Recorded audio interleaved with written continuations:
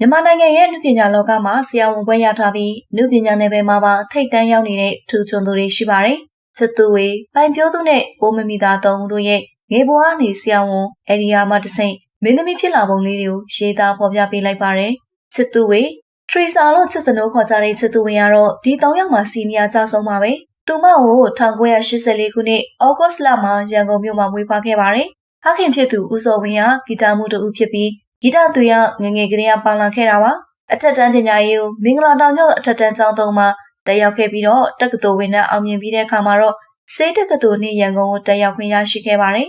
စေကျောင်းတက်နေစဉ်ကာလတွေမှာလည်းပညာရေးကိုတစ်ဖက်ကစူးစမ်းရင်းနုပညာဝါသနာကိုမကျွမ်းလို့ခဲ့ပါဘူးစေကျောင်းဆင်းပြီးဆရာဝန်ဘွဲ့ MBBS ရရှိခဲ့ပေမယ့်သူမရဲ့နှလုံးသားအနုပညာဘက်ကိုပဲပိုမိုတိမ်ညွှန်ခဲ့ပါတယ်အစပိုင်းမှာအမဖြစ်သူဆိုတော့ချစ်သူဝင်တဲ့သူဒိုးပပင်နဲ့ဒိုးမေမေသချင်းခွေလေးတွေထွက်ရင်းနဲ့ပရိသတ်တွေတတိထားမိလာပါတယ်။နောက်ပိုင်းမှာတော့တကူတော်အခွေရင်းပြင်ရုပ်ရှင်နဲ့ဗီဒီယိုဇာတ်ကားပေါင်းများစွာမှာပါဝင်သရုပ်ဆောင်ခဲ့ပါတယ်။ထို့သဖြင့်သူမရဲ့ချစ်စရာကောင်းတဲ့အမူအရာနဲ့ဘာဝကြကြသရုပ်ဆောင်မှုတွေကြောင့်ပရိသတ်ချစ်တော်ဖြစ်လာခဲ့ပါတယ်။အိမ်နောက်ဘက်ကတော့နာမည်ကြီးဆိုတော့လင်းလင်းဖြစ်ပြီးနုပညာမိသားစုဖြစ်ရပ်တည်နေပါတယ်။ဒါအပြင်ကျန်းမာရေးဆိုင်ရာသိပညာပေးလုပ်ငန်းတွေမှာလည်းဆရာဝန်တယောက်အနေနဲ့တက်ကြွစွာပါဝင်ကူညီလေးရှိပါတယ်။ပိုင်ဖြိုးသူတရုတ်ဆောင်ပိုင်နိုင်လုံးလို့ကယ်ဒမီစုတွေပါရရှိထားတဲ့ပိုင်ဖြိုးသူကတော့ငငယ်ကလေးကအမှုပညာပိုးပါလူလေးပါ1990ခုနှစ်ဖွာပိုင်ဖြိုးသူကဆရာဝန်မိသားစုကနေဆင်းသက်လာသူပါသူမရဲ့မိခင်ဒေါက်တာຫນွေဦးကိုတိုင်ကဆရာဝန်တို့လည်းဖြစ်တာကြောင့်သမီးဖြစ်သူလည်းပညာတတ်ကြီးဖြစ်စေချင်ခဲ့ပါတယ်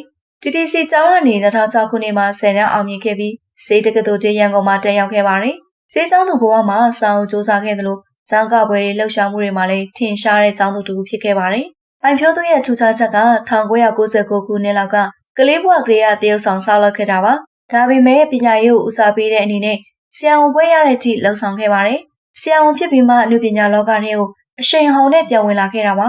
မီရုပ်ရှင်ကားကြီးမှာမီဖြစ်သူမရဲ့တရုတ်ဆောင်ချက်တွေကပရိသတ်ကိုမင်သက်စေခဲ့သလိုတရေမဘလူးမနဲ့မိမပြိုဇက်ကားနဲ့အကယ်ဒမီမျိုးသမီးဇက်ဖို့ဆိုရရှိခဲ့ပါတယ်ခေမုံဖြစ်သူဒရိုက်တာနာကြီးနဲ့အတူအနုပညာလမ်းကြောင်းပေါ်မှာအောင်မြင်စွာရှောက်လန်းနေသူတူလည်းဖြစ်ပါတယ်။ပိုးမမီသားမျိုးစစ်သက်တီထက်မှလာပါပြီးချက်တည်းရှိတဲ့မင်းသမီးလေးဖြစ်လူသိများတဲ့ပိုးမမီသားကလည်းဆရာဝန်တူပါပဲ။1998ခုနှစ်မေလ1ရက်နေ့ဖွားဖြစ်ပြီးရန်ကုန်သူလေးဖြစ်ပါတယ်။ငယ်စဉ်ကအမက3ဘဟန်အရီနောက်အထာကနေဘဟန်မှာပညာသင်ကြားခဲ့ပါတယ်။ငငယ်ကလေးကမိဘစကားနားထောင်တဲ့သမီးလိမ္မာလေးဖြစ်ပြီးစာကြိုးစားခဲ့တာကြောင့်ဂုဏ်တူ9ဘာသာနဲ့10တန်းအောင်မြင်ခဲ့ပါတယ်။အရီနောက်စေတက္ကသိုလ်ရန်ကုန်ကိုတက်ရောက်ခဲ့ပြီးစေးကြောင်းခွင့်ဖြစ်ပါရွေးချယ်ခံခဲ့ရတဲ့အလှပကင်းလေးပါ